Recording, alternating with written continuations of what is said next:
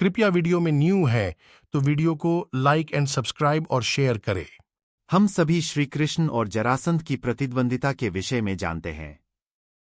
श्री कृष्ण द्वारा अपने जमाता कंस के वध के पश्चात उसने 17 बार मथुरा पर आक्रमण किया, किंतु उन सभी युद्ध में उसे मुंह की खानी पड़ी। श्री कृष्ण और बलराम हर बार उसकी पूरी सेना का नाश कर उसे जीवित छोड़ देते थे। वास्तव में वे दोनों चाहते थे कि जरासंध बार बार संसार के सभी पापियों को लेकर आए ताकि वे उनका एक बार में ही संहार कर सकें। किंतु जरासंध भी हठी था। उसने 18वीं बार भी मथुरा पर आक्रमण करने का निश्चय किया।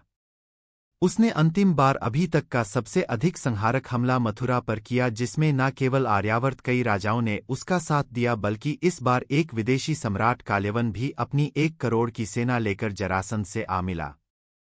काल्यवन का वध तो खैर श्रीकृष्ण ने महाराज मुचुकुंद द्वारा करवा दिया, किंतु उसकी सेना जरासंध के साथ ही रही।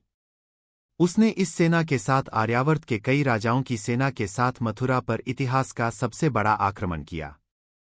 कहा जाता है कि उस समय अकेले जरासंध के पास 23 अक्षौहिणी सेना थी, जबकि महाभारत के युद्ध में दोनों ओर से कुल 18 अक्षौहिणी सेना ने भाग लिया था।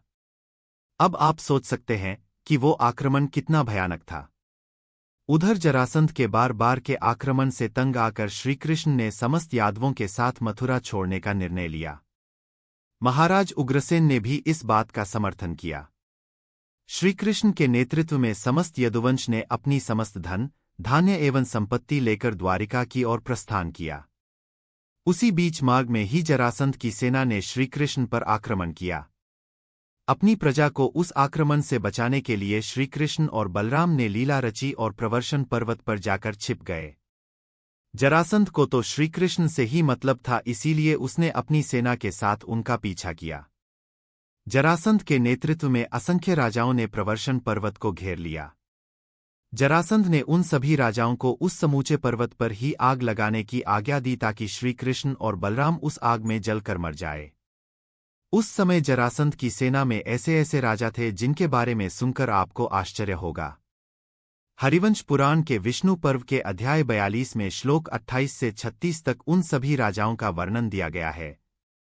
मद्रः कलिंगाधिपतिश्च कितानश्च बाहलिका, काश्मीर राजो गोनर्दः करुषाधिपतिस्तथा, द्रुमः किंपुरुषश्चैव पर्वतीयाश्च मानवा, पर्वतस्याप्रन् पार्श्वं क्षिप्रमारोह्यन्त्वम्, पौर्वो वेनुदारिश्च वैदर्भः सोमकस्तत्, रुक्मी च भोजाधिपतिः सूर्याक्षश्चैव मालवः, पांचालाधिपतिश्चैव द्रुपदश्च नराधिपः, विन्दानुविन्दावावन्त्यो दन्तवक्त्रश्च वीर्यवा, छाग्लियः पुरमित्रश्च विराटश्च महीपतियः, कौशाम्ब्यो मालवश्चैव शद्धन्वा विदूरथः, भूरिश्रवास्त्रिगर्तश्च बाणः पंचन्दस्तत्, आरोहन्तु विमर्दन्तो वज्रप्रतिमगौरवा, उलूकः कैत्वेयश्च वीरश्चांशुमतः सुतः, एकलव्यो दृढाश्वश्च क्षत्रधर्मा जयद्रथः, उत्तमोजास्तथा शाल्वः कैलेयश्च कैशिकः, वैदिशो वामदेवश्च सुकेतुश्चापि वीर्यवा, पूर्वपर्वतनिर्व्यूहमेतेष्वायतमस्तु न, विदार्यन्तो धावन्तो वाता इत बलाहका।